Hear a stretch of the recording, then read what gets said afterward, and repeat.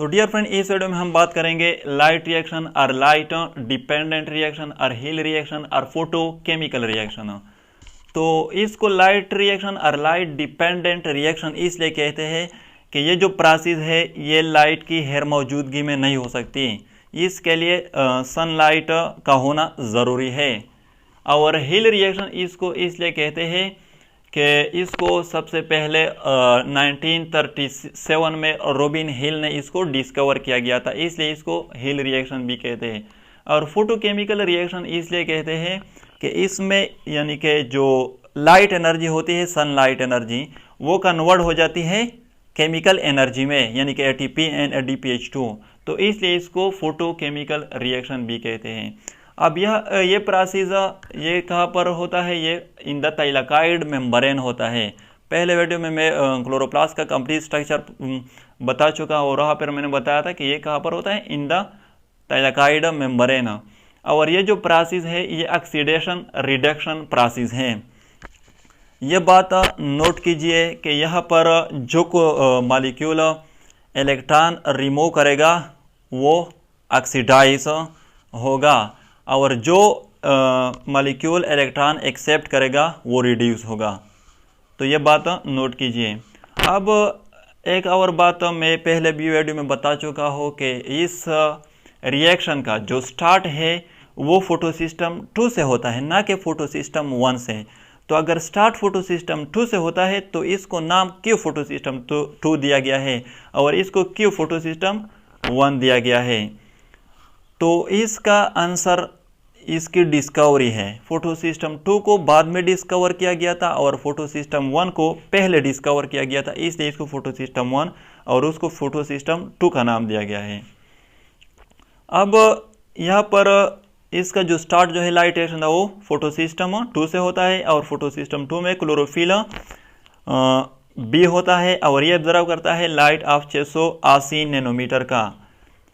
अब जब इस पर फोटोसिस्टम 2 पर सनलाइट पड़ती है तो इसमें इलेक्ट्रॉन जो है वो एक्साइटेड हो जाते हैं। जब ये एक्साइटेड हो जाते हैं ये इलेक्ट्रॉन, तो फिर वो इलेक्ट्रॉन इस क्लोरोफिल बी से निकल जाते हैं और ये इलेक्ट्रॉन जो क्लोरोफिल बी से निकल जाते हैं वो एक्सेप्ट करते हैं फाइलोफाइटीन है। फाइलोफाइटीन वो इलेक्ट्रॉन एक्सेप्ट कर देते हैं। अब यहाँ पर इसने इलेक्ट्रॉन रिमूव किया और इसने एक्सेप्ट किया, तो यहाँ पर ये ऑक्सीडाइज हुआ और ये रिड्यूस हुआ।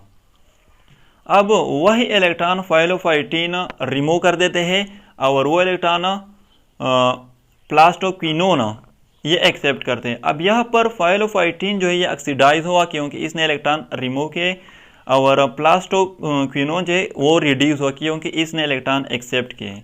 अब अगेन नेक्स्ट स्टेप में प्लास्टोक्विनोन ने वही इलेक्ट्रॉन रिमूव किए और वो इलेक्ट्रॉन एक्सेप्ट किए साइटोक्रोम बी ने। अब यहाँ पर प्लास्टोक्विनोन जो है इसने इलेक्ट्रॉन रिमूव किए तो ये ऑक्सीडाइज हुआ और साइटोक्रोम B6 जो है इसने इलेक्ट्रॉन एक्सेप्ट किए तो ये रिड्यूस हुआ। अब यहाँ पर साइटोक्रोम B6 ने फिर वो इलेक्ट्रॉन रिमूव किए और वो इलेक्ट्रॉन एक्सेप्ट किए साइटोक्रोम F ने। अब यहाँ पर साइटोक्रोम B6 जो है वो ऑक्सीडाइज हुआ क्योंकि इसने इलेक्ट्रॉन रिमूव किए और साइटोक्रोम F जो है वो रिड्यूस हुआ क्योंकि इसने इलेक्ट्रॉन एक्सेप्ट किए। और इस प्रोसेस में यानी कि between cytochrome B6 and cytochrome F इसमें ATP भी बन जाती है, ATP। और इस प्रोसेस यानी कि जो लाइट रिएक्शन में जो ATP बन जाती है उसको हम फोटोफॉस्फोराइलेशन कहते हैं क्योंकि यहाँ पर जो फोटो मीन्स लाइट, तो यहाँ पर जो ATP बन जाती है वो in the presence of light बन जाती है, इसलिए हम इसको कहते हैं फोटोफॉस्फोराइलेशन। अब यहाँ पर जो 2 इलेक्ट्रॉन साइटोक्रोम F ने एक्सेप्ट किए थे, साइटोक्रोम F वो इलेक्ट्रॉन रिमूव कर देते हैं और वो 2 इलेक्ट्रॉन फिर एक्सेप्ट कर देते हैं प्लास्टोसायनिन। अब यहाँ पर अगेन साइटोक्रोम F ने इलेक्ट्रॉन रिमूव किए तो ये ऑक्सीडाइज हुआ और प्लास्टोसायनिन ने वो इलेक्ट्रॉन एक्सेप्ट किए तो ये क्या हुआ, रिड्यूस हुआ। प्लास्टोसायनिन क्या है? ये कॉपर कंटेनिंग प्रोटीन है। अब मैं इसको यहाँ पर छोड़ देता हूँ, ये आप लोग ये स्टेप नोट कीजिए। मैंने इलेक्ट्रॉन यहाँ पर इसने एक्सेप्ट किए तो मैं इस स्टेप को यहाँ पर छोड़ देता हूँ। क्योंकि बाद में हम फिर यहाँ पर आएंगे। तो जब फोटोसिस्टम 2 पर लाइट पड़ती है और उससे इलेक्ट्रॉन निकलते हैं, तो at the same time photosystem 1 पर भी सनलाइट पड़ती है। तो फोटोसिस्टम 1 जो है ये क्लोरोफिल ए पर मुश्तमिल होता है और ये ऑब्जर्व करता है लाइट ऑफ 700 नैनोमीटर। तो जब फोटोसिस्टम 1 पर लाइट पड़ती है तो फिर ये भी क्या कर देते हैं, ये भी इलेक्ट्रॉन रिमूव कर देते हैं और वो इलेक्ट्रॉन एक्सेप्ट करते हैं फेराडक्सिन रिड्यूसिंग सबस्ट्रेट, या बाज़ जगहों पर लिखा है फेराडक्सिन रिड्यूसिंग सब्सटेंस लिखा होता है बाज़ जगहों पर। यहाँ पर अगेन ये क्या हुआ, ऑक्सीडाइज हुआ और ये इसने इलेक्ट्रॉन एक्सेप्ट किए तो ये रिड्यूस हुआ। अब फेराडक्सिन रिड्यूसिंग सबस्ट्रेट जो है ये फिर ये इलेक्ट्रॉन रिमूव कर देते हैं और ये 2 इलेक्ट्रॉन एक्सेप्ट कर देते फेराडक्सिन। अब यहाँ पर फेराडक्सिन रिड्यूसिंग सबस्ट्रेट ने इलेक्ट्रॉन रिमूव किए तो ये ऑक्सीडाइज हुआ और फेराडक्सिन जो है इसने एक्सेप्ट किए तो ये रिड्यूस हुआ। फेराडक्सिन क्या है, ये आयरन कंटेनिंग प्रोटीन है। अब इस स्टेप को भी मैं यहाँ पर छोड़ देता हूँ, ये भी आप लोग नोट कीजिए। यहाँ पर इसने इलेक्ट्रॉन एक्सेप्ट किए, इसको हमने यहाँ पर छोड़ा है और यहाँ पर इसने एक्सेप्ट किए है, इसको हम यहाँ पर छोड़ देते हैं। अब आते हैं वहाँ पर, अब एट द सेम टाइम जब इस पर लाइट पड़ती है तो इस इलेक्ट्रॉन रिलीज होते हैं और इससे जब लाइट पड़ती है तो इस इलेक्ट्रॉन रिलीज होते हैं। तो एट द सेम टाइम यहाँ पर जो वाटर मौजूद होती है फोटोसिंथेसिस प्रोसेस में जो वाटर, तो उस पर भी वही लाइट है, यानी कि उस पर भी जब लाइट पड़ती है तो उसकी ब्रेकडाउन हो जाती है इलेक्ट्रॉन में, 2 इलेक्ट्रॉन में, ऑक्सीजन में और हाइड्रोजन 2 हाइड्रोजन आयन को। और इस प्रोसेस को हम कहते हैं photolysis. Photo means light, lysis means splitting, यानी कि splitting of water by light. अब यहाँ पर ये जो ऑक्सीजन है ये तो रिलीज हो जाता है एटमॉस्फेयर में ये रिलीज हो जाता है। बाकी रहेगा ये 2 हाइड्रोजन आयन और ये 2 इलेक्ट्रॉन। अब ये 2 हाइड्रोजन आयन क्या करते हैं, वो रिएक्ट कर देते हैं ये यानी कि इसके 2 इलेक्ट्रॉन जो इसने एक्सेप्ट किए थे वो इसको रिमूव कर देते हैं और वो 2 इलेक्ट्रॉन NADP जो है ये एक्सेप्ट कर देते हैं।